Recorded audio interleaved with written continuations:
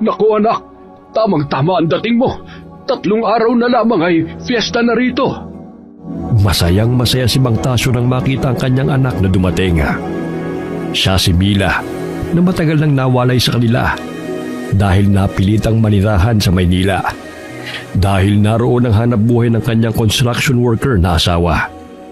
Ngunit ang sayang yun ay agad na napalitan ng takot nang makita ang umbok ng tiyan ng anak. Agad niyang hinawakan ng kamay ng anak at hinila ito papasok ng kanilang bahay.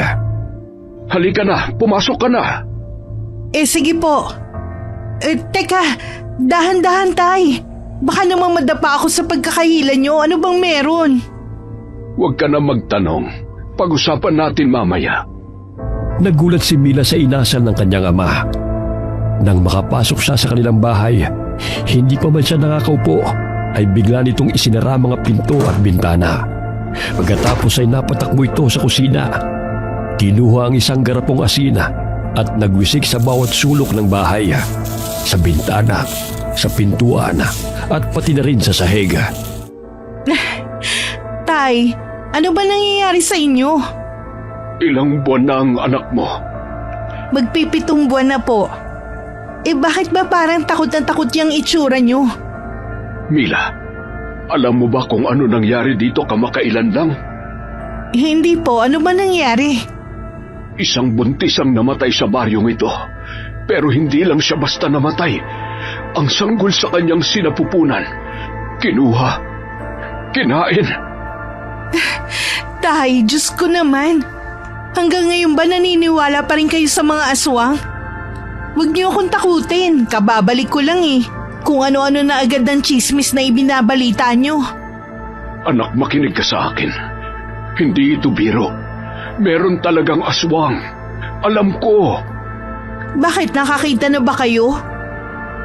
Hindi pa. Pero may kwento sa akin noon ng lolo mo tungkol sa mga ganyang nilalang. Ano po ba kasi ang nangyari dun sa kinikwento nyo? Inatake nga ng aswang. Yung ipinagbubuntis niya, bigla na lamang nawala sa tiyan ng babae. Ayun ba? Naku, maraming ganyang kaso sa Maynila, tay. Malamang sa malamang po, may kondisyon o komplikasyon yung pagbubuntis niya. Kaya namatay ang bata. Namatay ang bata? Anak, magkaiba ang namatay sa nawala. Ikaw ba, anong iisipin mo kung bigla na lang nawala sa sinapupunan mo ang anak mo? Kaya mo bang ipaliwanag yun? As in nawala? O ano? Di natulala ka. Ganito kasi yun. Isang gabi, habang natutulog daw sila ng asawa niya, may narinig silang mga kaluskos sa labas ng bahay nila. At nung sumilip sa bintana, may nakita siyang isang nilalang na may mahahabang kuko, may malalaking mata at may pakpak na parang paniki. Ang sabi, humingi ng tulong yung asawa.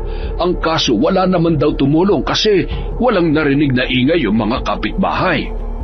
Tapos? Bigla na lang sumigaw yung babae. Paglingon niya, wala na. Patay na agad. Walang sugat maliban sa maliit na butas sa kanyang tiyan.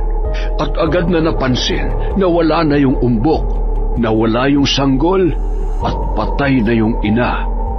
Ganun kabilis na matay? Oo. Kaya naniniwala ang marami dito na isang malupit na aswang ang gumagala tuwing sumasapit ang gabi. Ewan, pero hindi po ako kumbinsido, tay. Kasi kung may aswang, wala naman tayong nababalitaan ni minsan ay nakahuli maski isa. Ano bang klase ang asawa ng buntis na yun? Napakalaki naman niyang duwag. Ni hindi man lang niya na ipagtanggol ang asawa. Hindi ganun kadaling kumalaban ng aswang, anak. At hindi rin ganun kadaling makakita dahil magaling silang manlinlang. Magaling silang magbalat kayo. At kapag nakakita ka ng isa, tiyak na katapusan mo na. Kung hindi mo sila kayang kalabanin, magiging huli na ang lahat. O siya, itay, hayaan na natin sila. Kung talagang ganun na nangyari, wala rin naman tayong magagawa . Anak, nakikiusap ako. Huwag mong baliwalain ang sinasabi ko. Kung may marinig kang kahit na anong kakaiba sa labas mamayang gabi, kahit gaano kaliit, huwag kang magbubukas ng bintana o pinto. Huwag kang lalabas ng bahay. O maski may tumatawag, maski boses ko pa, huwag kang magbubukas. Naiintindihan mo ba? Opo, sige po. Susundin ko ang sinasabi nyo. Mabuti naman, anak. Saka ang isa pang ipinag-aalala ko, maliban dun sa babaeng buntis na sinasabi ko, meron ding insidente na may nawalang bata sa kalapit baryo. Hanggang ngayon ay hindi pa'y nakikita. At pinaniniwalaan din na baka kinain ng aswang? Parang ganoon na nga. Kaya huwag kang magpakakampante. Hindi porket tahimik ang isang lugar ay ligtas na. Tumango si Mila. Alam niyang may punto naman ang kanyang ama sa mga sinasabi nito. Kailangan pa rin na mag-ingat. Pagkalipas ng ilang oras, tahimik na ang gabi. Mahimbing na rin sa pagtulog ang babae.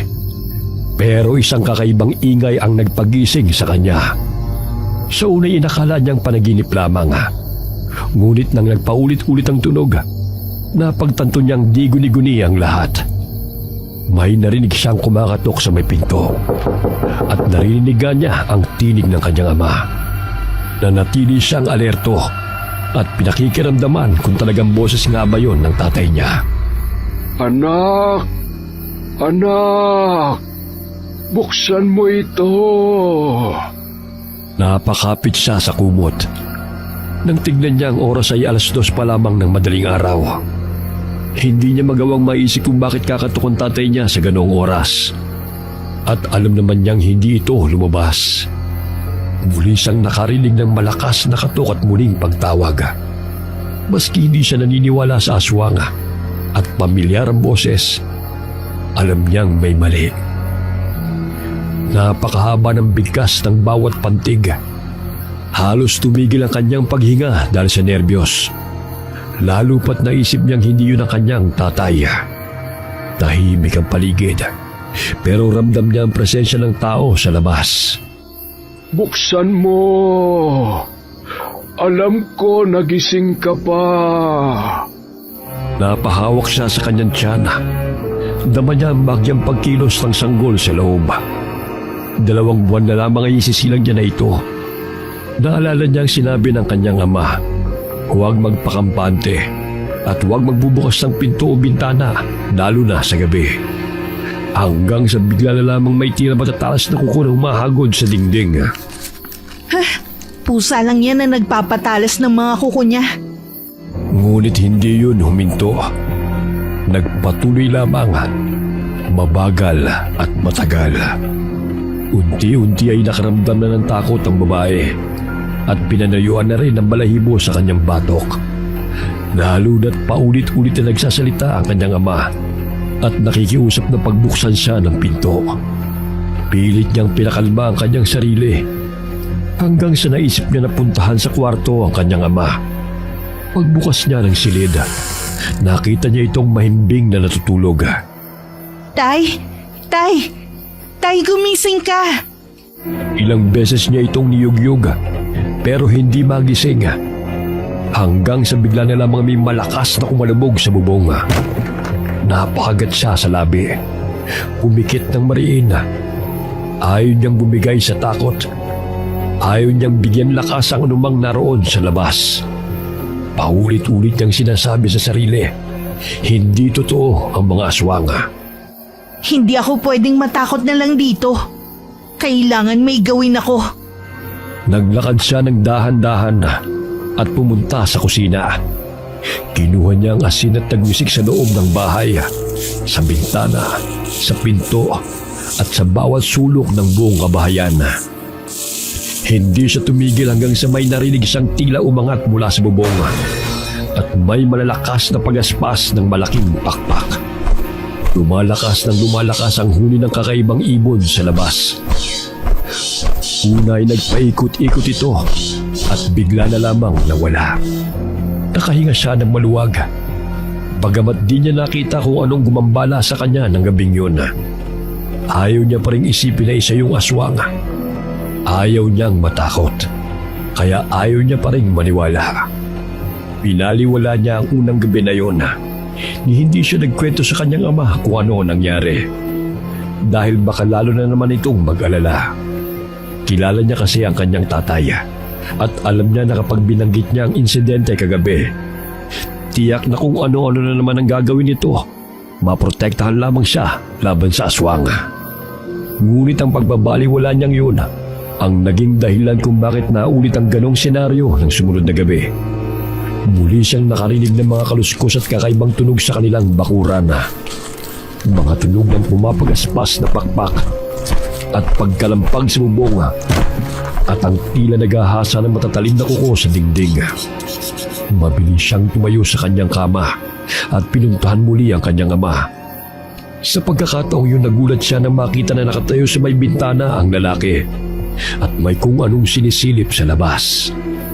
Nagpatuloy ang mga tunog, paulit-ulit at palakas ng palakas. Sa bawat hinto'y narinig niya ang malalakas na paghinga ng tila isang dambuhalang nilalang sa labas. Para itong nag-aabang, nagpaparamdam, nananadya upang ipaalam sa kanila na naroon siya. Hoy, Tay! Anong ginagawa mo dyan sa bintana? Huwag ka maingay. Anong huwag maingay? Sino ba kasi ang walang magawang tao na yan? At sa gabi pa talaga nagawang mag-ingay? Hindi yun tao. Maniwala ka sa akin, aswang yun. Aswang? Gusto mo bang makita? Seryoso ka ba talaga dyan, Tay? Oo nga. Halika, tingnan mo. Hindi pa naman siya aatake. Yang kilos niya na yan, nagtatanod lang ang hayop na yan. Nagtatanod? Ano yan? May nagpapasweldo ba sa kanya para gwardiyahan ako? Huwag kang ang pilosopo. Halika, tingnan mo para maniwala ka. Lumapit ang babae. Pumalit siya sa pwesto ng ama. Maingat na sumilip sa kaunting siwang ng bintana. Nang tuluyan niyang masilip ang labas, napalunok siya nang wala sa oras. Sa ilalim ng liwanag ng buwan, may nakita siyang isang nilalang na nasa tapat ng kanilang bahay. Tahimik lamang ito. Parang nagbabantay sa paligid. Anyong tao, pero ang balat ay kulay abo. Kulubot at parang matandang puno na natutuklap na dahil sa sobrang tuyo. Mahaba ang mga daliri at mas manipis kaysa sa normal na tao. At sa dulo nito ay may matutulis na kuko. Ganun na lamang ang kilabot na naramdaman niya nang biglang lumingon ito sa direksyon niya. Agad na lumayo siya sa bintana at napatras. Ngunit maski saglit lang niya itong nakita. Nakabisado niya kaagad ang nakakakilabot na anyo nito. Ang matay malaki, bilog at madilim na madilim. Ang uloy bumabaling-baling na parang laging may hinahanap o inaamoy. Ang bibig ay may nakabaong mga matutulis ng ngipin. Hindi pantay-pantay. Mahaba rin ang kanyang dila at naglalaway ang kanyang bibig. Bumabaluktot din ang kanyang likod sa hindi natural na paraan. Ano? Naniniwala ka na? Anong klaseng nilalang yun? Bakit ganon, Tay? Aswang ang tawag dyan. Maniwala ka, nagtatanod lang aswang sa'yo at naghihintay na lang ng tamang pagkakataon para sunggabang ka. Huwag naman po kayong manakot ng ganyan. Binalaan na kita pero hindi ka nakikinig. Eh ano pong gagawin natin? Baka patayin ako ng aswang na yan. Huwag ka mag-alala. Yang kilos niya na yan, wala pa yung balak umatake. Eh ano nga gagawin natin, Tay? Maghihintay kung kailan siya sasalakay? Naisip ko na dalhin ka muna sa kapatid ko sa kabilang baryo. Kaso baka sundan ka lang doon. Kaya nagpasya ako na dumito ka na lamang. Kaya naman kita sigurong ipagtanggol kung sakali. Basta makikinig ka lamang sa akin. Huwag matigas ang ulo mo. Hindi naman po matigas ang ulo ko Kung di matigas yan, di sana hindi ka buntis ngayon. Tigilan mo nga ako, Mila. Tatay naman Aswang po ang pinag-uusapan natin dito.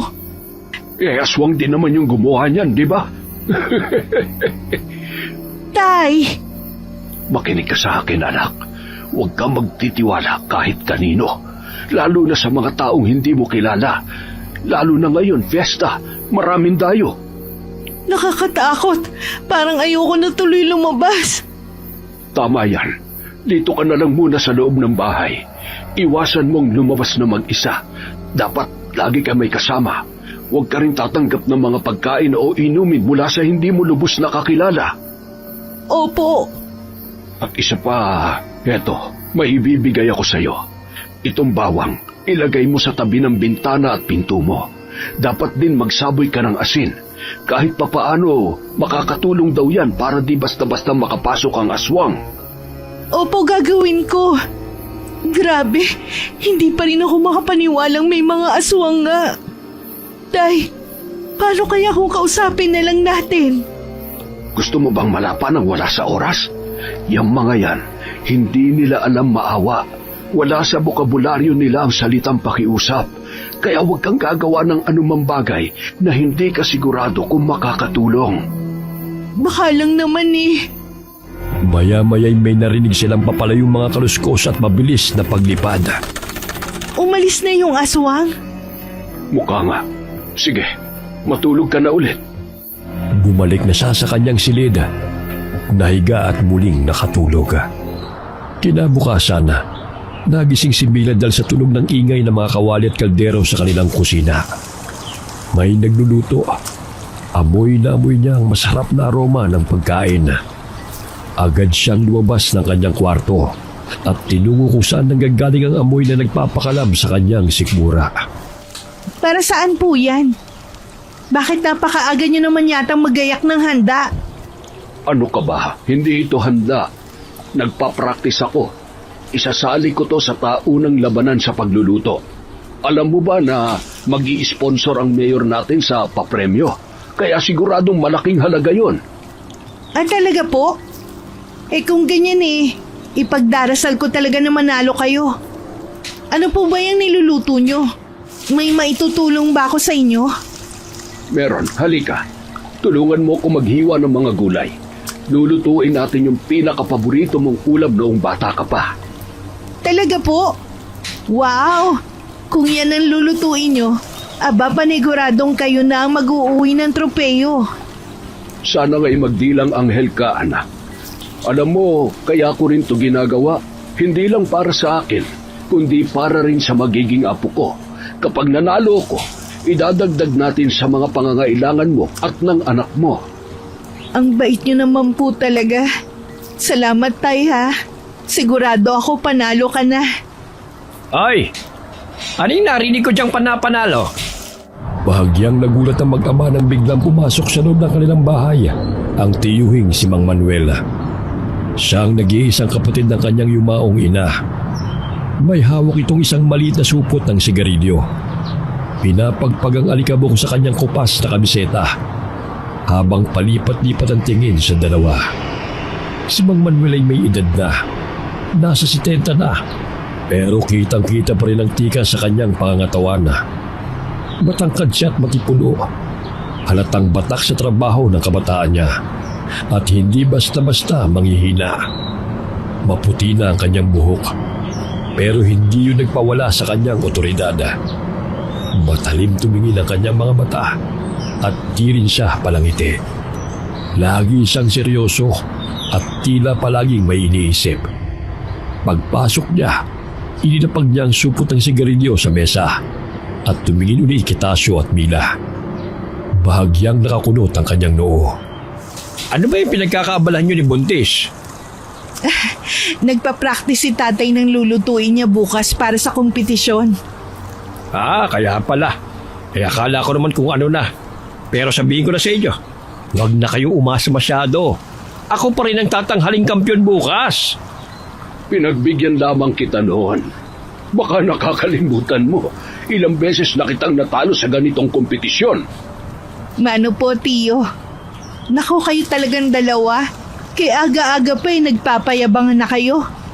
Abay, akala nyo ba kayo lang ang magkalaban bukas? Abay, syempre hindi. Pero alam mo, Mila, kaming dalawa ng tatay mong inaabangan ng lahat sa kompetisyon. Totoo yun, anak. Pero di ako tulad nitong tiyo mo. Ako, hindi mahalaga sa akin yung panalo. Ang mahalaga sa akin, makapagluto ako ng maayos at mapasaya ko ang mga tao. Kaya lang, iba ngayong taon. Kasi espesyal ang kapupuntahan ng premyo ko. Para sa apo ko, syempre. Nako po, kunwari ka pa. Kunwari di mayabang. Pero itong sasabihin ko sa iyo, Bayaw, hindi ako magluluto ng putyo-putyo bukas. Sigurado ako ang mananalo. Hindi kita pagbibigyan. Hay nako, wala pa nga yung kompetisyon, nagbibilang na kayo ng biyaya. Parang sigurado na kayo na isa sa inyo mananalo ah. Bakit wala bang ibang kasali? Saka paano kung wala sa inyo manalo ha? Abay, hindi mangyayari yun, Iha. Ipaglalaban ko ang putahe ko. Pinili ni Mang Tasyo na manahimik na at wag nang sagutin si Manuel para di na humaba ang kanilang usapan. Bagamat kumpiyansa siya sa kanyang recipe, kailan may hindi niya mamalitin ang kanyang bayaw. Lalo pa at alam niyang mahusay din talaga itong magluto. Naibigay ko na yung tabako. Aalis na ako at meron pa akong asikasuhin sa bayan. Oo, sige. Mag-iingat ka sa lakad mo. Salamat sa mga ito. O sige, dyan na kayo. Mag-practice ka na mabuti, ha? Tumatawa pa ang matandang lalaki habang naglalakad palabas ng bahay ng mag-ama. Walang nagawa ang dalawa kundi ang magkatinginan at halos sabay pang napailing. Kinagabihan, hindi dalawin ng antok si Mila. Sa hindi niya may paliwanag na dahilan, para siyang naiinitan. Masyadong malinsangan ang hangin. Panay ang paypay niya sa kanyang sarili at halos hubarin niya na ang kanyang suot na duster. Hanggang sa muli siyang nakariling ng kaluskos sa labas. Nandito na naman tong aswang na to. Wala talaga siyang balak na tigilan ako. Ngunit natigilan siya ng makarinig ng kakaiba. Di tulad ng nakaraang gabi. Mas maingay ang aswang na nasa labas at may kakaiba itong tunog. Parang sumisingasing na baboy. Isang hayop na parang gutom na gutom. Nanatili siyang tahimik at pinilit na di gumawa ng ingay. 10 oras na ng gabi kaya di niya alam kung gising pa ang kanyang ama. Sa loob-loob niya, taimtim siyang nanalangin na sana magising ito para may kasama siya at mabawasan ang kanyang takot. Habang tumatagal, palakas ang tunog ng baboy. Tumataas na rin ang kanyang balahibo. Bumilis ang tibok ng kanyang puso dahil sa nerbiyos. Dahan-dahan siyang tumayo. Iniwasang makalikha ng anumang ingay. Maingat niyang tinungo ang silid ng kanyang ama. Tay, gumising po kayo. May aswang na naman pong umaaligid sa bahay. Agad na nagising si Mang Tasyo. Kahit pa antok na antok, agad siyang bumangon nang makita ang takot sa mukha ni Mila. Kinusot-kusot nito ang mga mata. Sigurado ka ba? Talagang hindi na tumigil ang hayop na yan, ha? Opo, sigurado ko. Kanina pa yan eh. Ang lakas-lakas ng tunog niya, parang tunog ng baboy na nagugutom. Mila, dito ka lang sa loob, ha? Huwag kang lalabas kahit anong mangyari. Anong gagawin niyo? Sa kayo pupunta? Papatayin ko na yung aswang na yan. Storbo, nakakainis. Gabi-gabi na lamang namemerwisyo. Pagkasabi nun ay agad na kinuha ng lalaki ang matalas niyang itak at saka binuksan ang pinto at lumabas ng kanilang bakuran. Si Mila naman kahit takot ay hindi mapakali. Kaya kahit alam niyang bawal, dahan-dahan siyang sumilip sa bintana. At doon niya nakita ang nakakakilabot na tanawin. Isang dambuhalang baboy ramo ang nasa harap ng kanyang ama. Hindi ito ordinaryo dahil mapula ang mga mata nito at ang pangangatawan ay hindi normal. May mahaba rin itong pangil na lumalabas sa bibig. Habang nakatitig sa nangyayari, napansin niyang may kinuha si Mang Tasyo mula sa bulsa. Isang maliit na botelya na may langis. Alam ni Mila kung ano yun. ang mahiwagang langis na gawa sa nilangis na katas ng luya. Kaagad na pinahira ni Mang Tasyo ang talim ng itak. Mahigpit na hinawakan ng matanda ang kanyang sandata. Biglang sumudan ng buhal ang baboy ramo. Sa isang iglap, mabilis na umiwas si Mang Tasyo at buong lakas na hinataw ng itak ang mukha ng halimaw. Isang malalim na sugat ang iniwan nito. Dahilan upang humiyaw ng napakalakas ang aswang. Isang sigaw na matinis at nakakapanindig balahibo. Ano? Sige, laban! Akala mo ba makukuha mo ang anak ko ng ganun-ganun lang? Kita sa mga mata ng halimaw ang matinding sakit at galit. Muli siyang naghanda. Inihanda ni Mang Tasyo ang sarili at ang kanyang sandata. Muli siyang sumugod. Handang protektahan ang kanyang anak at handang tapusin na kaagad ang laban. Ngunit mabilis ding umilag ang baboy ramo. Mabilis ka din, ha? Tingnan ko lang kung makakaya mo pa to. Humanda ka! Sa isang mabilisang galaw, buong puwersa niyang hinataw sa likod ang halimaw.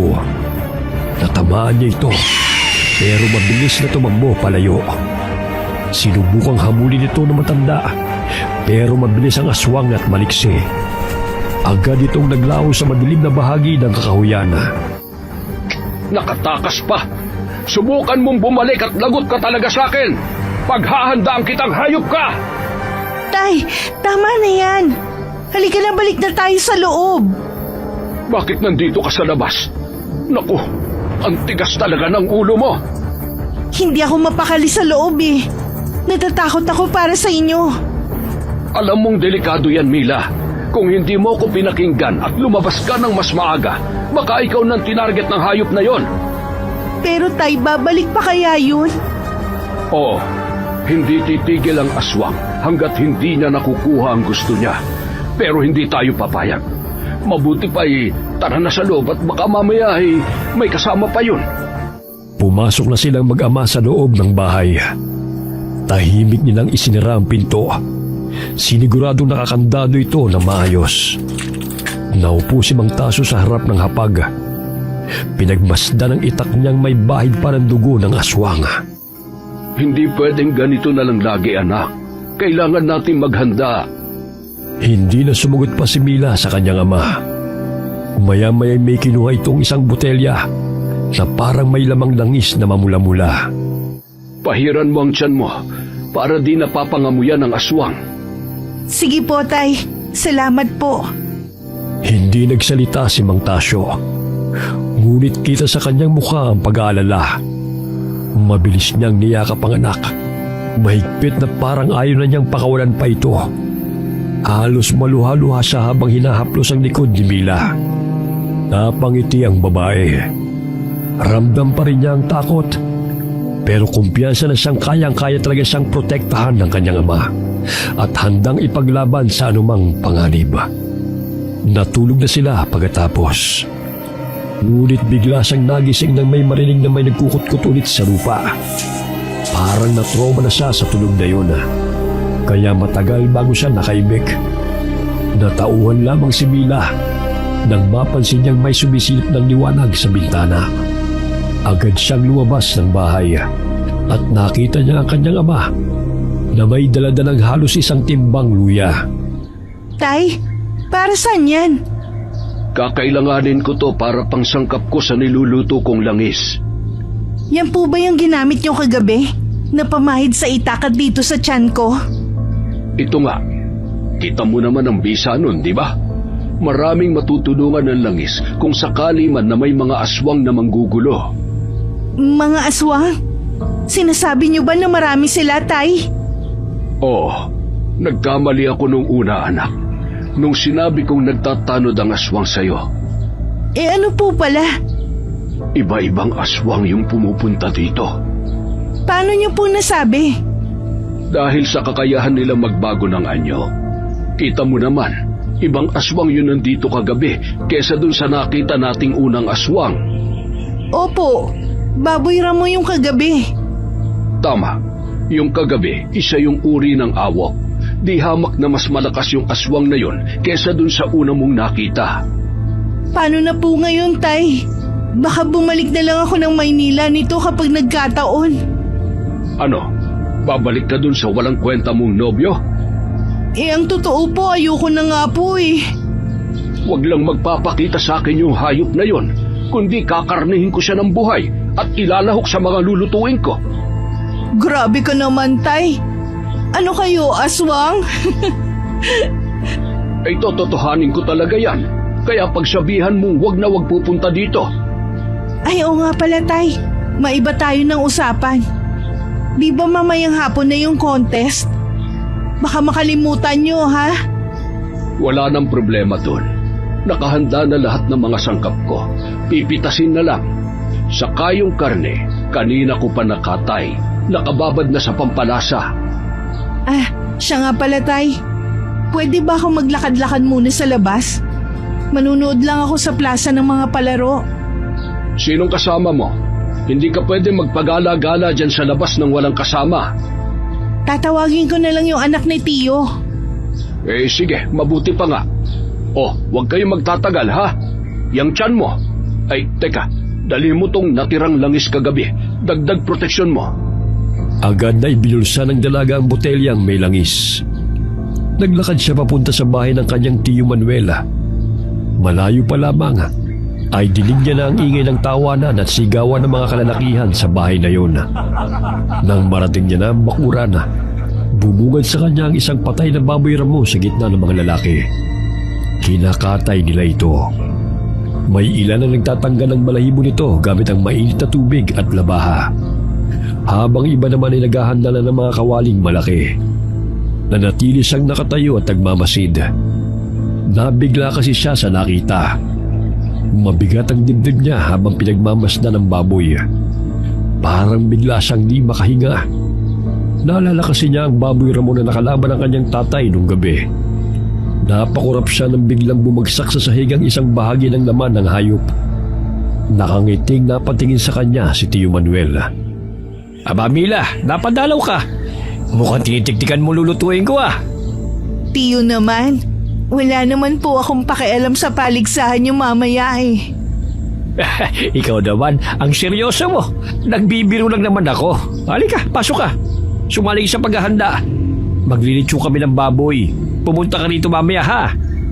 Ang laki naman po niyan. Saan niyo po nakuha? Eh nahuli namin kagabi pag-alagala dito sa baryo. Eh siguro galing yan sa gubat. Naligaw dito. Alam mo, matindi ang hayop na yan. Parang ayaw nga magpahuli. Pero magaling ako eh. Akong nakapatay sa kanya.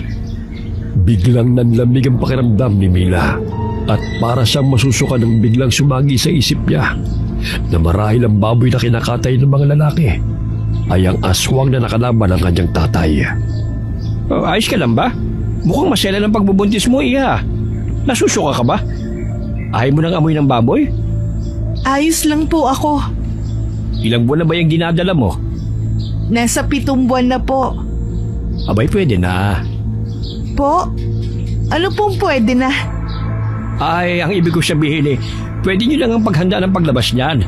May mga gamit ka na ba? Damit ang sanggol. Yun ang sinasabi kong pwede nyo lang ihanda. Akala ko naman po kung ano na. Kumain ka na ba? Opo, kanina sa bahay. Nandiyan po ba si Pinsan?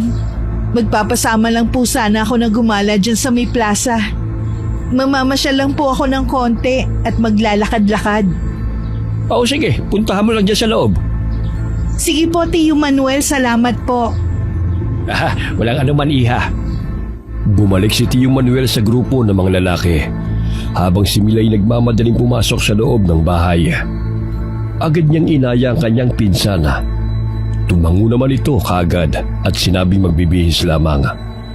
Habang hinihintay ang pinsan, hindi maalis sa kanyang isipan ang mga nangyari kagabi at may mga tanong siyang gustong malaman ng mga sagot. Matapos magbihis ni Junjun, sabay silang lumabas ng bahay at naglakad patungo sa plaza. Sa bawat hakbang, dama pa rin ni Mila ang kaba sa kanyang dibdib. Ngunit sinikap niyang itago ito sa pinsana.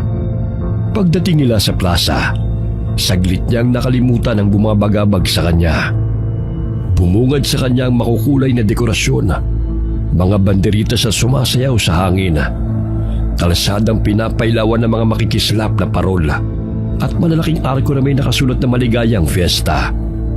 Sa gitna ng plaza, isang entabladong itinayo. Napapalamutian ito ng mga bulaklak at kurtina. Sa paligid nagkalat ang mga kubulo tindahang nag-aalok ng masasarap na pagkain. Tulad ng bibingka at puto bongbong na lalong nagpabuhay sa diwa ng pista.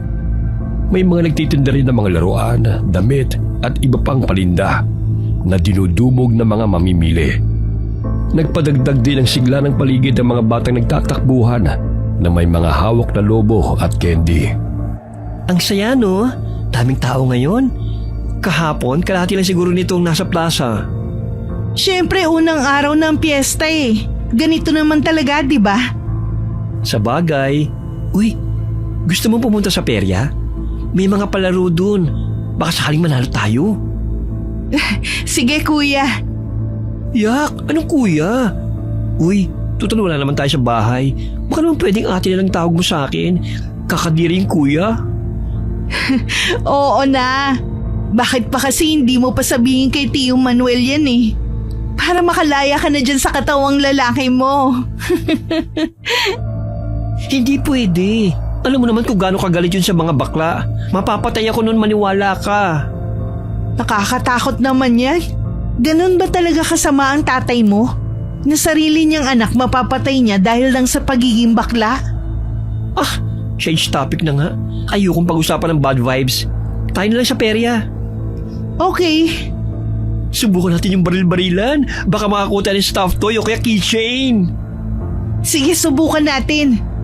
Basta ikaw ang babaril, ha? Ay, di ba pwedeng ako na lang maputukan?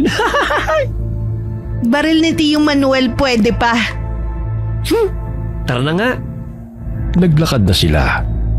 Sa pagpasok nila sa peryahan, biglang napatigil si Mila.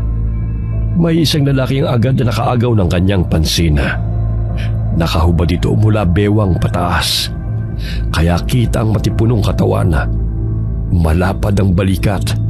Matigas ang dibdib. At may maayos na hulma ang abs. Kumikinang ang kanyang balat sa ilalim ng sikat ng araw. Waring bahagyang pinagpapawisan. Ngunit hindi lamang katawan ang kapansin-pansin sa kanya. Dahil biniyayaan din ito ng maamong mukha. May mapupungay na mga mata at mapupulang labi. Hindi sigurado si Mila kung bakit siya natigilan. Ramdam niya ang pagbilis ng tibok ng kanyang puso. Hindi niya alam kung dahil ba sa kaba o naaakit siya sa lalaki. At sinong iningitian mo dyan, buntis?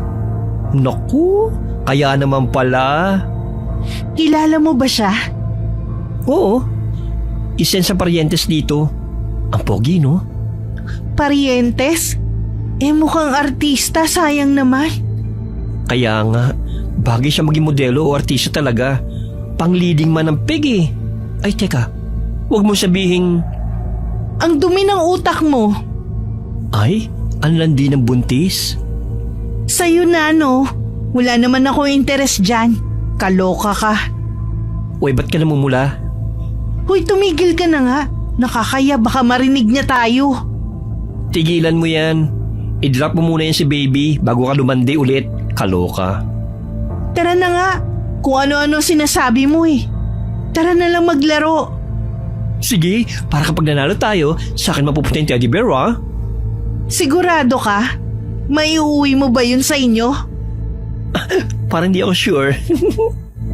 Nagpatuloy sila sa paglalakad at nilibang ang mga sarili sa iba't ibang palaro sa perya. Sa kabila ng saya, tawa na nilang magpinsana. Hindi mawala sa isip ni Milang nakitang lalaki. Para kasing may nararamdaman siyang kakaiba rito na di siya pinatatahimik. Habang abala ang kasama niya sa paglalaro, muli siyang lumingon sa direksyon ng lalaki. Ngunit sa pagkakataong yun, nagulat siya dahil nakatingin na rin ito sa kanya. Diretso at matalim. John, uwi na tayo. Ha? Bakit naman ang bilis? Naalala ko kasi tutulungan ko pala si tatay magluto. Para doon sa ilalaban nila bukas? Oo. Gora na tayo, Mars. Baka matsaka pa si baby sa loob. Ang laki na niya, no? Bawal ka ng rumampa at magpakabek-bek. Anong bek-bek? Magpagod, ano ba? Nagmadali na silang lumayo sa peryahan. Pilit niyang kinakalma ang sarili habang naglalakad kasama si Junjun. Pakiramdam niya'y sinusundan pa rin siya ng tingin ng lalaki. Pero hindi na siya naglakas ng loob na lumingon. Anyway, ang rush mo, Mars? Baka mami rumamba na yung Junakis mo sa kakabili-baby mo. Kailan mo pa ba? O need natin ang stretcher? Ha? Okay lang ako. Bilisan mo na lang. Nang makarating sila sa bahay, agad niyang tinulungan ng ama sa kusina. Nakatayo ito sa harap ng malaking kawa. Hinahalo ang nilulutong ulam para sa kompetisyon. Nagpaalam na rin kaagad si Junjun. Ba't ang bilis niyo namang mamasyal? Bigla po ako napagod, Tay. Kaya niyaya ko na agad umuwi si June. Tama lang yan. Dapat palagi mong pakikinggan ang katawan mo. Pagpagod, magpahinga. Malapit ka ng mga anak. Tay, Ano yon, anak? yung mga parientes, sila din ba yung mga dating nagpupunta dito nun? Hindi, iba yung grupo na yan. Bakit mo na itanong? Mula naman po, napansin ko lang. Hindi kasi pamilyar ang mga mukha eh. Hindi na nag-usisa pa si Mang Tasyo. Pero ramdam ni Mila ang bahagyang pagkailang niya. Pilit niyang kinalma ang sarili at inisip na siguro nagkataon lamang na napatingin sa kanya ang lalaking yun. Pagod lang ako. Ay, kaloka, napaparanoid na naman ako. May sinasabi ka ba? Wala po. Pagdating ng alas 4 ng hapon, biglang natigilan ng mag-ama nang pumasok sa kanilang bahay si Manuel. May bitbit itong isang malaking kaldero na may takip. Halata sa mukha niya ang kasiyahan habang inilalapag niya sa lamesa ang dala.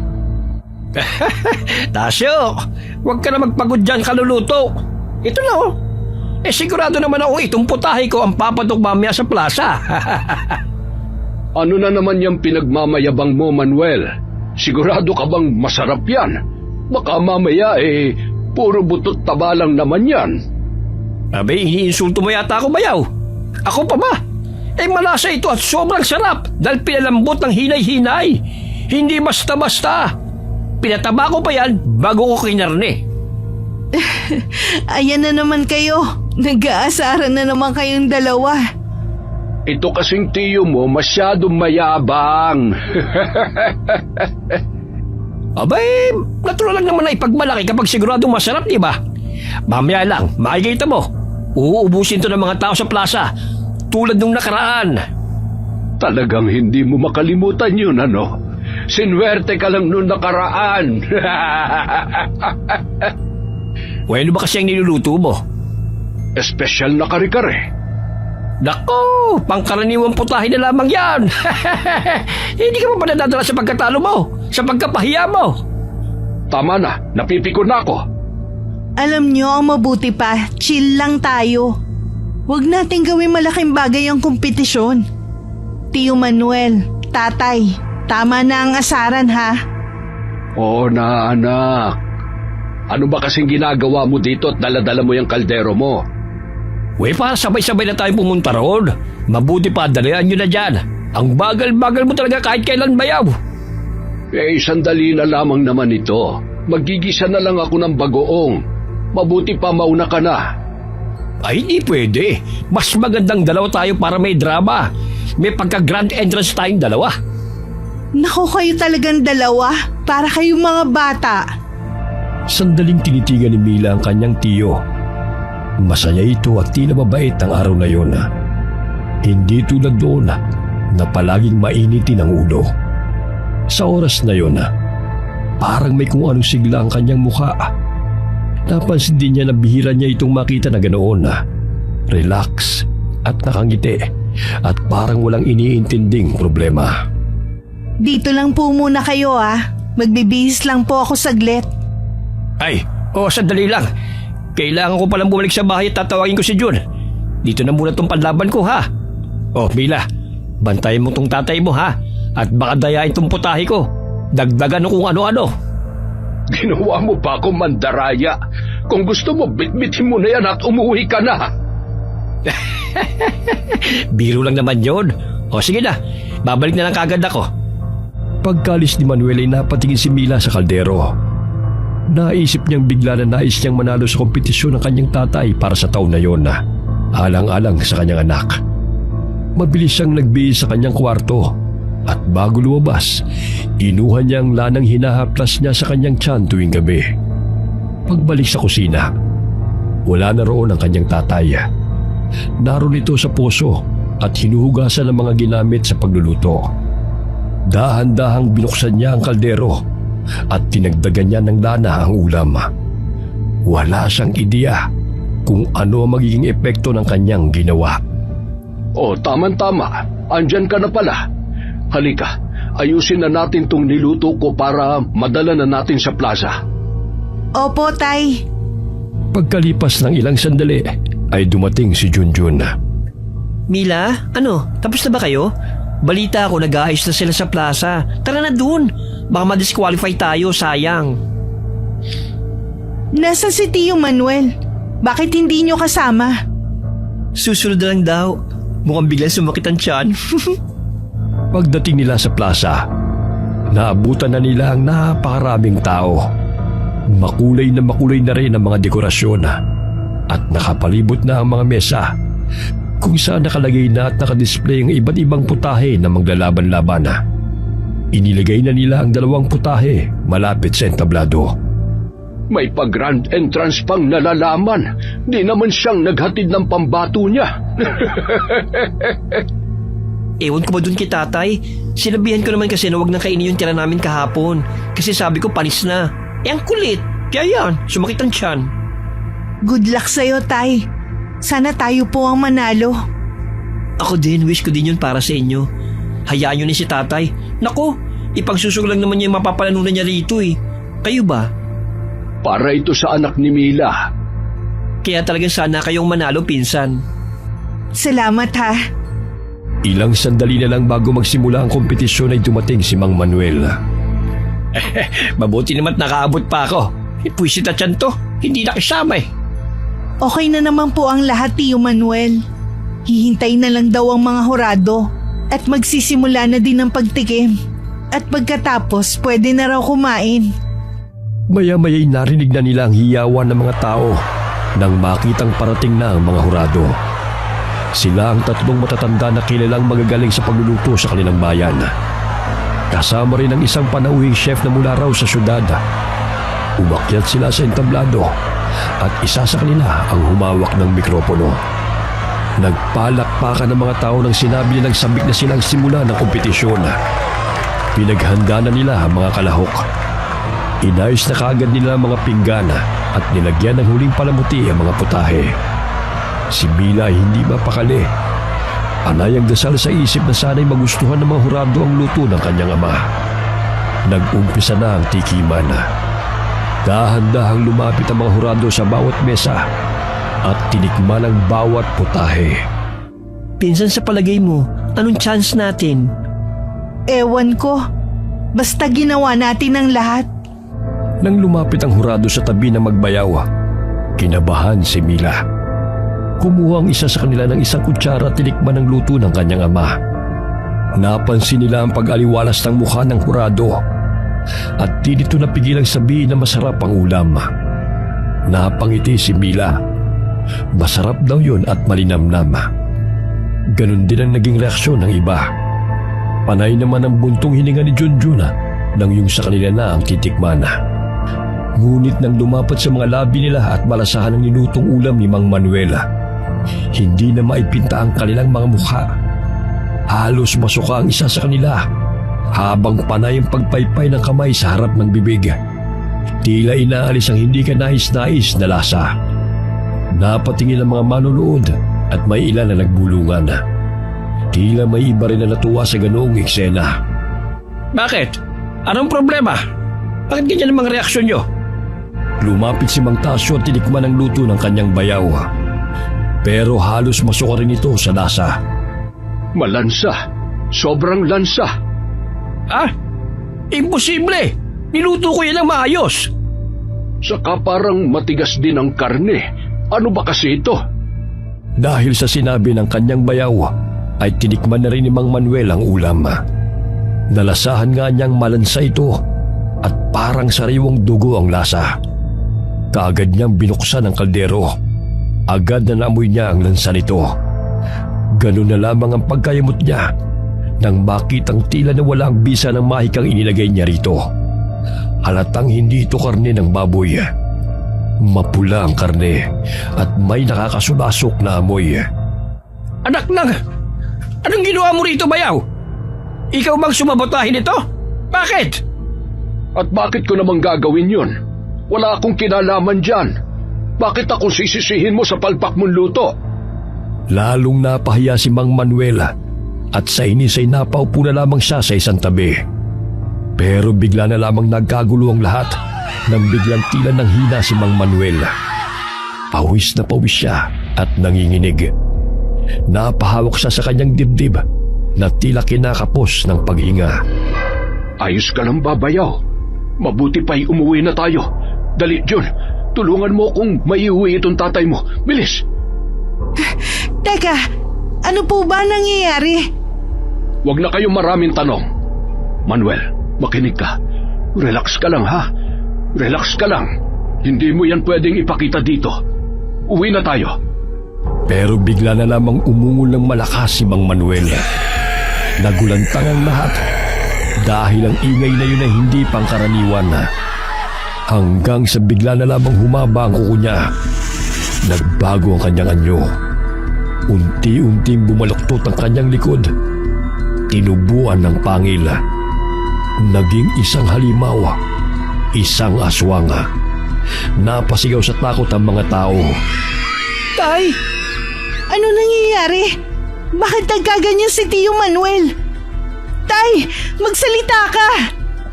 Tumahimik ka na muna. Huwag kang aalis dyan sa likod ko. Nagkagulo na sa plaza. Isang matandang lalaki ang pumulot ng bato at ibinato sa aswang. Tumama yun sa balikat, pero parang baliwala lamang yun kay Mang Manuel. Huwag kayong matakot. Hindi ko kayo sasaktan. Hindi ko ginusto ito. Hindi ko ginusto maging ganito. Ngunit wala nang gustong makinig. Mula sa likuran, isang lalaki ang sumugod. Hawak ang isang matulis na patalim. Wala siyang pag-aalinlangan na saksakin si Mang Manuel. Mabuti na lamang at mabilis itong nakailag. Namukha ni Mila ang lalaki. Siya yung gwapong parientes. Hindi nito nilubayan ang matanda. Sa kanyang pag-atake, tumalon ng mataas ang aswang. Mabilis ang naging kilos nito. Nagpalit na rin ito ng anyo. Naging isang aso. Tumakbo ito ng tumakbo hanggang sa nawala na sa paningin ng mga tao. Ilang kalalakihan ang mabilis na humabol. May dalang mga sulo at gulok. Ngunit kahit anong gawin nila, hindi na nila inabutan si Mang Manuel. Unti-unting humupa ang gulo. Naiwan sa gitna ng plaza si Junjun. Nakayuko. Hindi alam kung anong gagawin. Nasa isip niya ang imahe ng kanyang ama. Mula sa likuran, lumapit si Mila. Dahan-dahan niyang hinawakan ang balikat ng kanyang pinsan. June, doon ka na lang muna sa bahay namin. Hindi ka namin pababayaan ni tatay. Hindi na kailangan. Kaya ko naman. Sigurado ka ba? Kailangan natin pag-usapan sa bahay to. Sandali lang! Napatingin ang tatlo nang biglang tumayo ang isang lalaki sa gitna ng bulwagan at matalim na nakatingin sa kanila. Ikaw! Ba't mo pinagtatanggol ang aswang na yun kanina? May alam ka ba? Aswang ba kayo katulad niya? Hindi ako aswang at hindi ko ipinagtanggol si Manuel. Isang lalaki ang nagsalita at nagsabi mga kamag-anak sila ng aswang. Kaya posibleng mga aswang din sila. Tumahimik kayo! Huwag niyo akong pagbintangan sa isang bagay na hindi naman totoo! Eh bakit mo nga pinoprotektahan yung aswang? Huwag ka na magmaang-maangan pa! Dahil kitang-kita ng lahat ng ginawa mo! Hindi masamang aswang si Manuel. Kita niyo naman, di ba? Hindi siya lumaban. Hindi siya umatake. Ano? Porkit ganun mambait na? Aswang yon! Dapat tinapos na natin! Tama na! Tama na! Biglang nilapitan ng lalaki si Junjun at kaagad na kinuwelyuhan na. Ikaw! Isa ka rin sa kanila? Hoy! Bitiwan mo yung pinsan ko! Sumusobra ka na! Kailan naging sobrang maghangad ng kaligtasan at katahimikan para sa lahat? Ikaw! Buntis ka pa naman! Hindi ka ba natatakot na baka biktimahin ka ng mga ito? Ikaw kung makapagsalita ka, akala mo kilala mo ang lahat ng mga tao dito ah. Bakit pa bida-bida ka ha? Anong intensyon mo? O ngayon binabaliktad nyo na ako. Hindi ka makasagot? Alam mo ba yung pinagbibintangan mo dating albularyo dito? Marami na natulungan yan dito. At isa pa, dito na tumanda yan. Eh ikaw, anong ganap mo dito sa baryo namin ha? Ikaw nga dapat ang kinu-question eh. Ako? Bakit ako? Ako ba yung nakita nilang naging aswang? O yung kamag-anak nyo? Sigurado ho ako, di natin dapat magkatiwala ng pamilyang ito. Kamag-anak nila yung aswang. Kaya sigurado akong mga aswang din sila. Tumigil ka na. Sige, kung gusto niyong pakinggan ng taong to, patayin niyo na ako. Pero ito lang ang sasabihin ko sa inyo. Wala kayong mapapala. Saglit na natahimik ang lahat. Si Harry ay walang nakuhang suporta sa mga tao. Napag-isip niyang marahil ay marami ang nagtitiwala rito, kaya di nila magawang sakta na. Maski kitang-kita na ang ebidensya na posibleng ang aswang ang mga ito. Hindi na natuloy ang programa sa plaza. Sa huli nagsimula ng magsiyuwian ng mga tao. Nang makauwi ang mag-ama, walang humpay na pagtatanong ang ginawa ni Mila. Tay, sabihin niyo nga sa akin ng totoo. May alam ba kayo tungkol dito? Bakit parang hindi ka nagulat? Bakit parang alam niyo na? Mila, hindi ito ang tamang oras para pag-usapan yan. Hindi, Tay. Karapatan kong malaman ng totoo. May tinatago ba kayo? May kinalaman ba kayo sa pagiging aswang ni Tio Manuel? Tumahimik ka. Hindi mo alam ang totoo. Si Manuel, biktima lang siya. May nanghawa sa kanyang aswang. Ano? Sinubukan ko siyang gamutin. Bago man lang sana dumating ang piyesta, umasa akong magagamot ko siya. Yung tabako, yun ang bayad niya sa pabor na ginagawa ko sa kanya. Pero wala akong magawa. Tuluyan siyang naging aswang at ang tangi ko lang na nagagawa, yung makontrol siya sa pagkain ng tao. Pero ano po yun nasa kaldero niya? Nakita ko po lahat na hindi yun karne ng hayop. Totoong karne yun ng baboy, pero hindi pangkaraniwang baboy. Niluto niya yung aswang. Yun ang hula ko, kasi naamoy ko ang baho ng karne. Kaamoy ng baboy Ramon na nakalabang ko. Naku, sabi ko na eh. Iba ang kutob ko dun sa kinakatay nila kahapon. Pero Tay, sabihin mo nga sa akin, posible ba na siya ang aswang na nagtatanod sa akin simula nung dumating ako dito? Hindi ko alam. Hindi ako sigurado. Pero alam kong hindi ka sasaktan ng tiyuhin mo. Paano naman kayo nakakasiguro? Paano kung siya talaga yun at balak niyang kainin ng sanggol ko kapag nagkaroon siya ng pagkakataon? Hindi.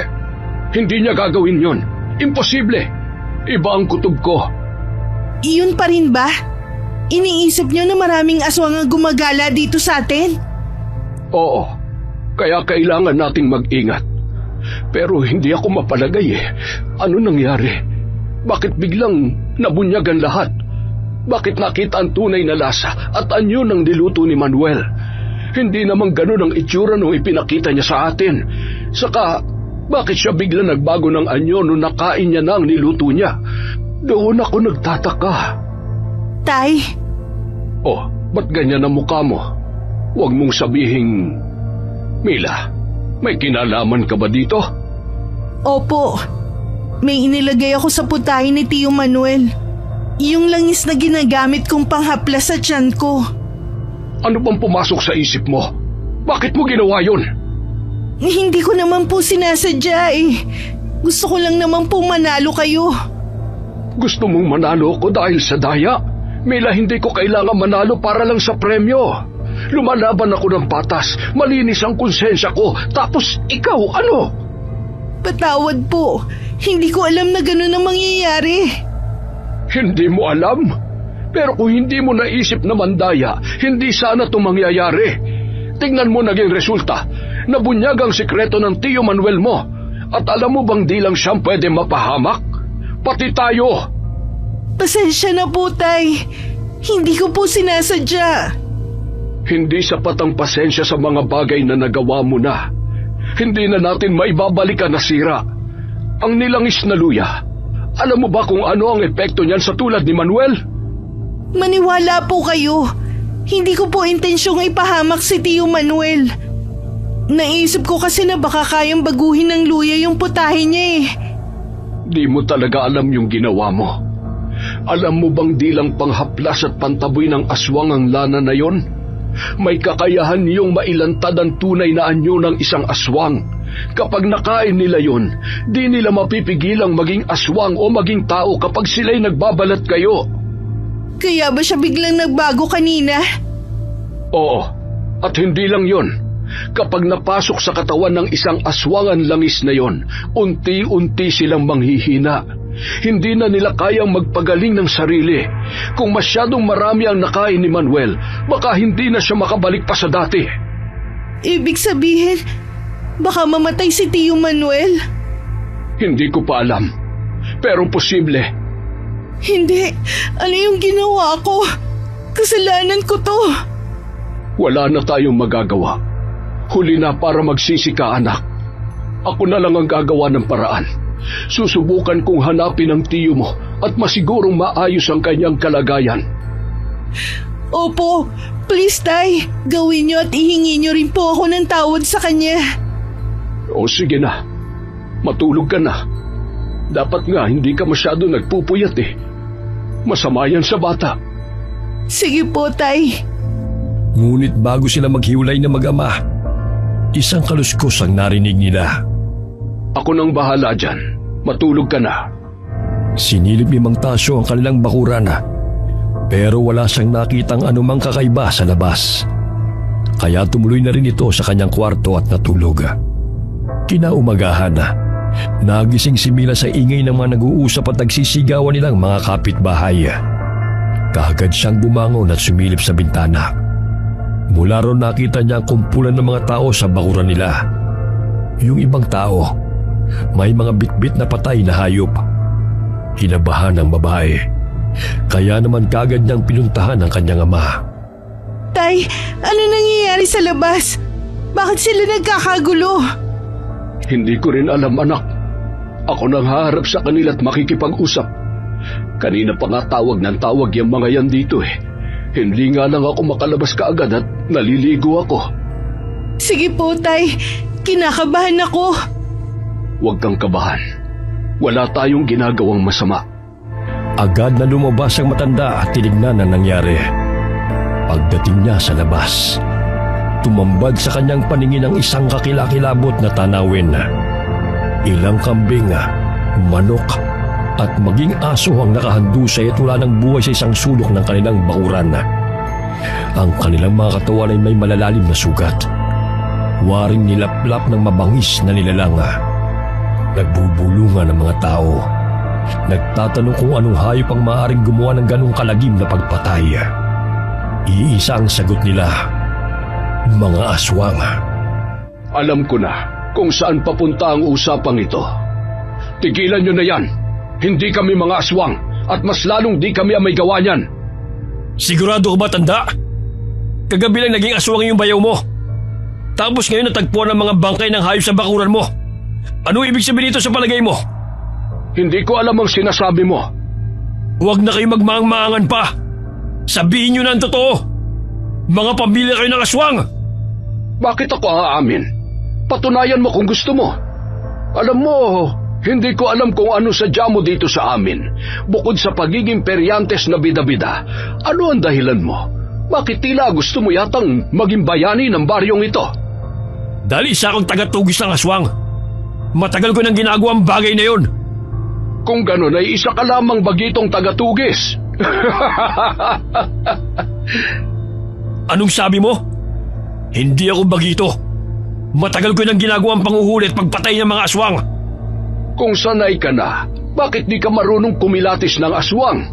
Kung hindi pa nagbago sa harap natin yung bayaw ko, malalaman mo bang aswang siya? Tapos ano, kahit wala kang basehan, pinagbibintangan mo kami. Abay, nagpapatawa ka yata, binata. Minamalit mo ba ako, tanda? Hindi sa pinagtatawanan kita, pero sana wag kang nambubuyo ng tao dito. Umalis ka na sa bakuran ko. Hindi ko alam kung sino ang tarantadong gumawa nito. Mag-iingat ka. Siguraduhin mo lang talaga na hindi ka aswang. Dahil oras na mahuli kita, hindi kita bubuhayin. Gawin mo.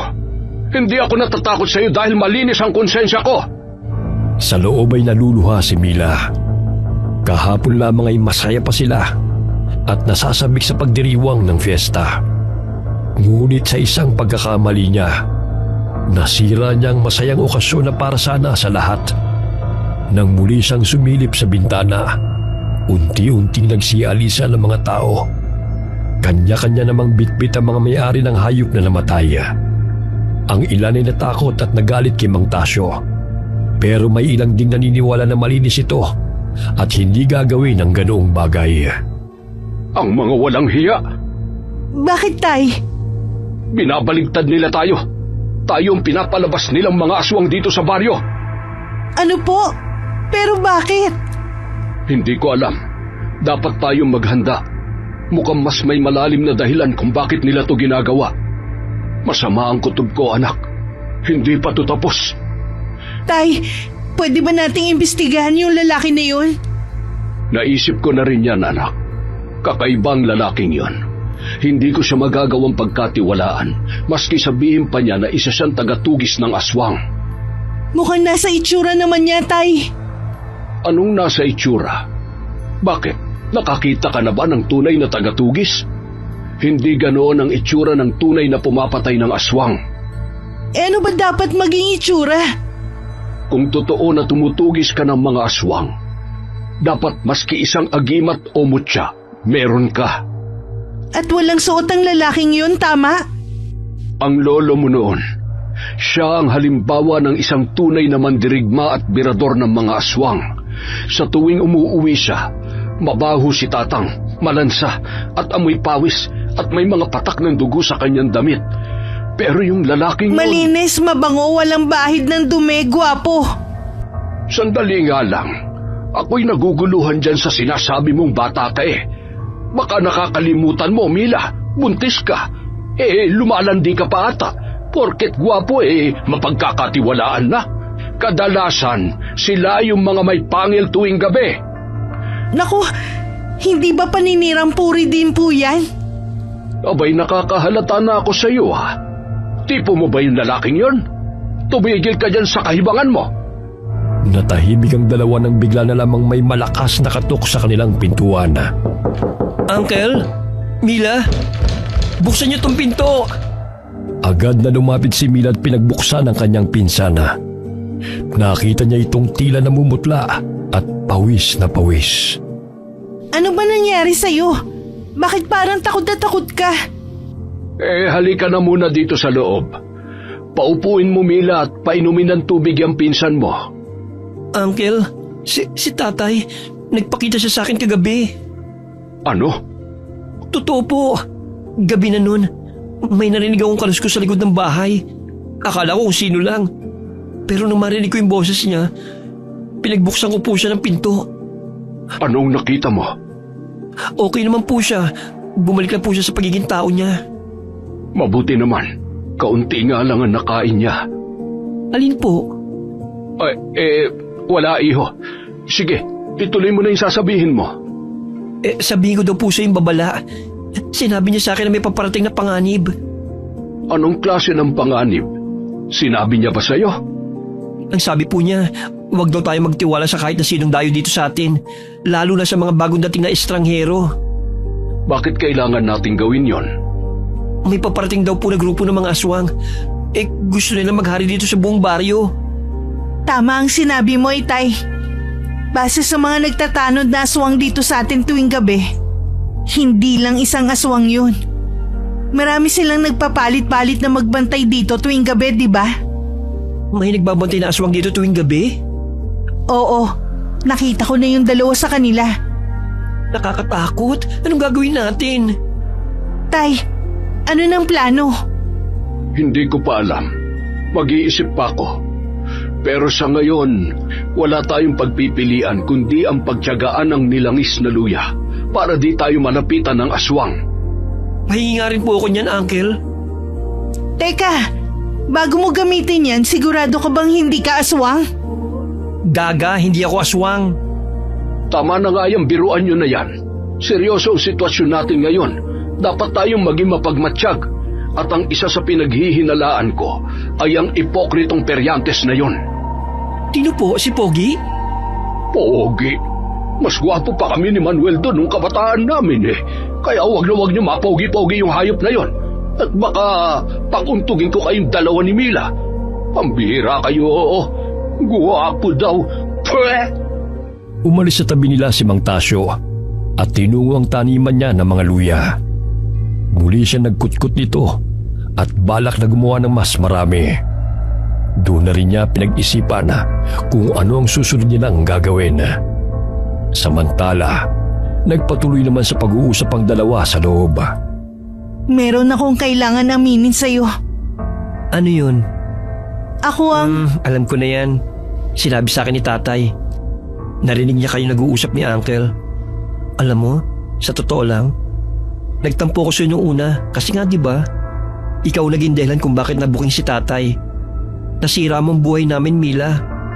Pero si Tatay, sabi niya patawarin daw kita kasi hindi mo naman alam. Pinaintindi niya sa akin na kailangan ko magpatawad kasi kayo na lang natitirang kapamilya ko. Salamat, pinsan. Hindi ko alam kung anong sasabihin ko. Ay, Diyos ko, basta patawarin niyo ako. Diyos ko, Lord! Kakasabi ko lang, rewind ka ng rewind. Parang silang plaka, pak ganun. Ano pa yung mga sinabi ni Tio Manuel sa'yo? Sabi niya hindi pa siya sigurado kung ilan ang totoong kalaban. Pero sigurado raw siya na hindi aalis ang mga ito hanggat hindi nakukuha ang gusto nila. Ano bang gusto nila? Dugong fresh, lakas na wagas at power ng pangmalakasan. At ang baryong ito, plano nilang gawing HQ ng mga eklavo nila. Plano nilang gawing pugad ang baryo natin? Hindi natin pwedeng hayaang mangyari yun. Kailangan natin makausap ang mga kinauukulan at ang lahat ng mga taong mapagkakatiwalaan. Kailangan natin magtulungan para mailigtas ang baryo. Pak, true ka dyan. Pero bet kaya nila maniwala sa atin. Kung hindi sila maniniwala sa atin, paano natin lalabanan ng mga aswang? Kaya mo bang lumaban? Tulungan mo si Tatay. Ganda kong to. Mukha ba akong pang aswang exterminator? Diyos ko, pang rampa to, hindi pang rat-rat. Magpakalalaki ka muna sa ngayon. Kailangan ni Tatay ng kasama. Hindi na niya kakayanin mag-isa. Eme ko na ang buong sangkabaklaan. Pag bet nilang magpakabilib, boom! May army of Beckys na tayong kakampi. Sige, pagbutihin mong mangumbinse, ha? Lumipas ng tahimik ang buong maghapon. Pero ang katahimikan yun ang mas lalong nagbigay ng kilabot kay Mang Tasyo. Bumalik na ito sa loob ng bahay, buhat sa pagkalkal ng luya. Inagabihan na nanatili silang gising na tatlo at nagmamatsyag sa paligid. Tahimik na ang buong baryo, ngunit hindi mapakali ang matanda. Panay sabi ito ng mabigat ang hangin. Parang may mga matang nagtatago sa dilim. Si Mang Tasyo ay may hawak na itak. Bitbit naman ni Junjun ang isang latigo na gawa sa ikog pagi. Sa kamay naman ni Mila, hawak niya ang nilangis na luya. Tapos na nilang pahila ng kanilang mga sandata at nag-aabang na lang sila sa posibilidad na pagsugod ng mga kalaban. Maya-maya lang matapos sumilip ni Mang Tasyo sa bintana, agad niyang napansin ang ilang anino na gumagalaw sa kalsada. Maging alerto kayo. Kumikilos na sila. Anong gagawin natin, Tay? Basta, wala munang gagalaw. Sa muling pagsilip niya, nakita niya sa labas ang unti-unting paglitaw ng mga nilalang. Hindi lamang isa, kundi 5 sila. Tahimik ang mga yun na naglakad papasok sa bakuran nila. Ilang saglit pa'y umalingasaw ng napakabahong amoy.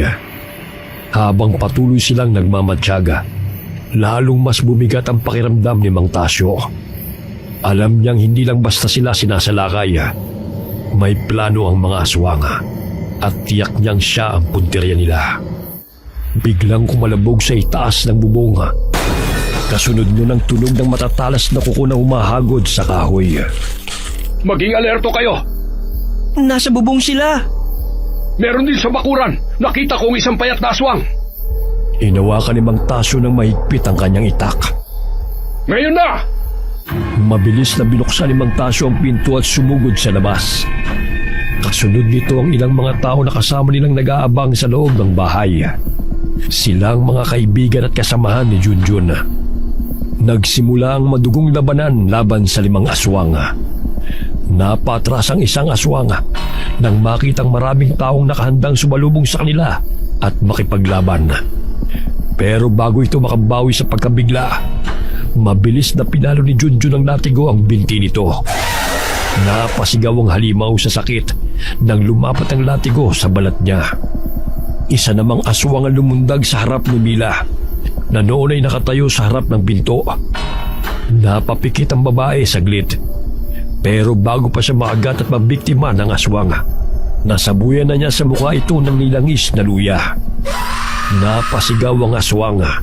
Natumba kagad ito sa lupa. Iniinda ang parang nalapnos na katawan nito at mukha. Gumagana ang langis, mga bakla! Ngayon na! Agad na nagsusugod ang mga kabaklaan at sabay-sabay nilang inatake ang 2 aswang. Isa ring aswang ang bigla na lamang lumitaw sa likod ni Junjun. Nakahanda na nitong sagpangin ng walang kamalay-malay na binata. Nang biglang lumitaw sa kung saan ang isang aswang at kinagat sa balikat ang kapwa aswang. Napalingon si Junjun. Tay! Ano ka ba kumakasigaw? Daig pa ang babae! Tay, ano po kasi? Alam ko na. Matagal ko nang alam, Gaga. Sige na, tulungan mo ng uncle mo. Tapusin na natin ngayong gabi ang mga salot na yan. Isa na lang ang natira sa mga aswang at nahuli na ito ng mga kasamahan ni Junjun. Huhulihin pa nga sana nila si Mang Manuel dahil nakita nila ito sa anyong aswang. Pero pinigilan sila ng 3 at sinabing kakampi nila ito. Aalis na ako. Kailangan ko na ulit magtago dahil sigurado ako na mamaya lang dadami ng tao rito. Sige, salamat sa pagtulong mo, Bayaw. Pagkaalis ni Mang Manuel ay agad na hinarap ni Mang Tasyo ang nahuling aswang. Ano ba ang pakay niyo? Hindi ikaw ang totoong kalaban namin. Isa ka lang malaking sagabal na kailangang linisin. Kung ganon, hindi ang anak kong buntis ang tinatanuran niyo, kundi ako. Sino ka? Hindi mo na kailangan malaman kung sino ako. Talaga ba? Maski hindi ka magsalita, kayang-kaya kong ibunyag ang mukha mo tulad nila. Pagtingin ng aswang sa kanyang mga kasamahan, nagbago na ang anyo nila. Lalo na yung mga napatakan ng langis. Nawala ng bisa ang kanilang mga pagbabalat kayo. Isa ang kakaibang nilalang. Pagkasabi doon ay kagad na binuhusan ni Mang Tasyo ng langis ang aswang. Lumambad ang tunay nitong anyo sa kanilang lahat. Ikaw? Tama nga ang tatay. Hindi ka mapagkakatiwalaan. Ay, so hindi ka pala taga-jowa ball? Charot? Aswang ka pala, te? Colors? Talagang nagpapanggap pa kayong mga parientes, ha? Para masakop tong baryo namin. Akala nyo kaya nyong tatay ko? Matanda lang yan sa paningin nyo. Pero ang lakas niyan daig pa ang kalabaw.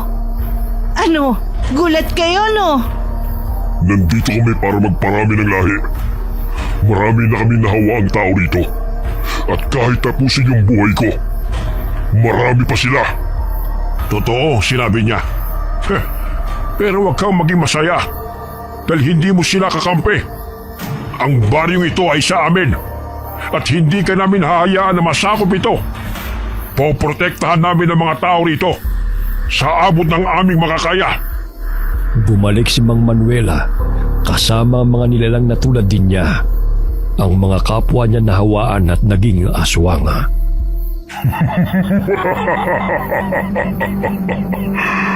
Huli na kayo.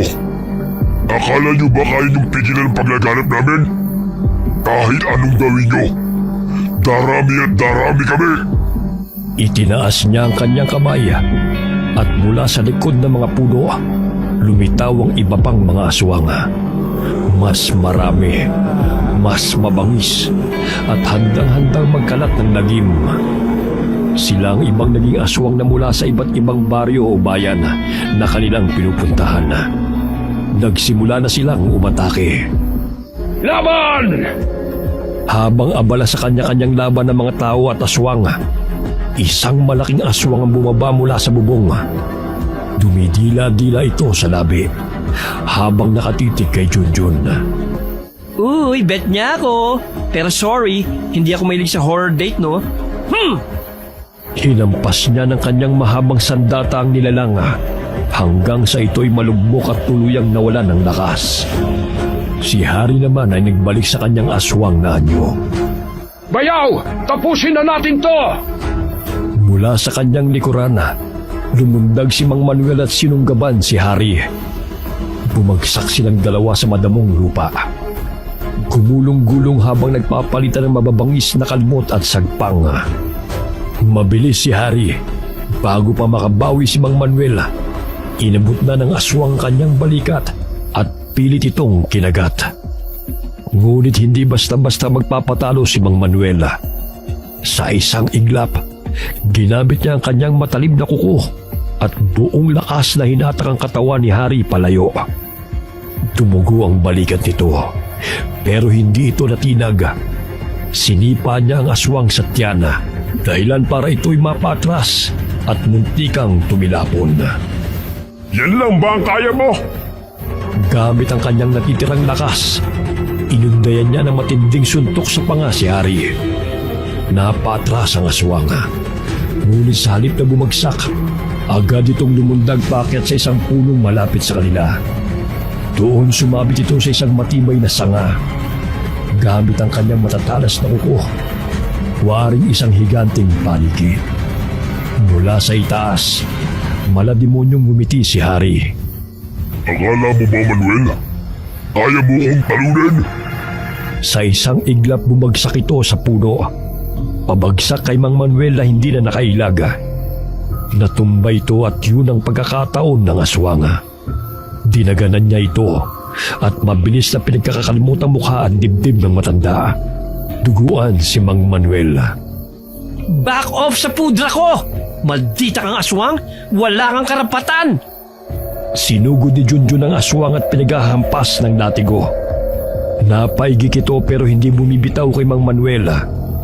Pero kasunod niya ang buong tropa ng kabaklaan sa baryo.